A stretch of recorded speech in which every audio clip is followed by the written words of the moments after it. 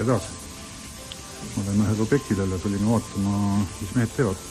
Keda autopooriga purvahu paigaldus ja vaatame, mis nad siin teevad. Vaatame, milline alguses oli ja vaatame, milline siis lõpus. Kõik on, kui kõik on valmis.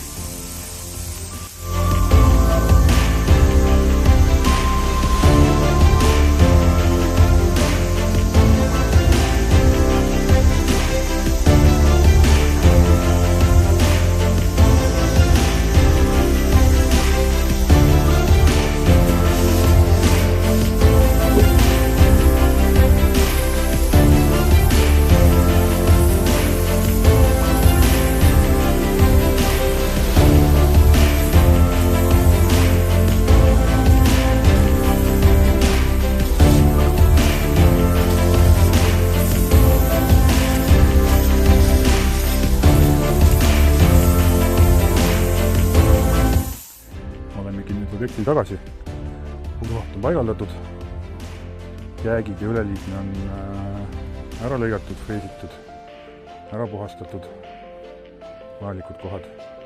Jäägid on kokku kogutud, ära koristatud, kaasa võetud. Paigaldusmehedki juba on läinud, et vaatame meie siis üle, mis siin siis tehti, kuidas lõpptulemus jäi. Siin on 30 cm nüüd avatud pooriga purvahtu.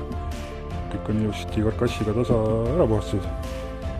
Siia läheb otse noorutükke pärast peale ja juba edasi siseteenistuse materjalid. Siin oli päris keerukaid kohti, mida plaatvillaga oleks olnud praktiliselt võimatu edukalt soojustada, et purvahuga sai nüüd kõik need kohad soojustatud ja on ka hea õhutihe tulemus.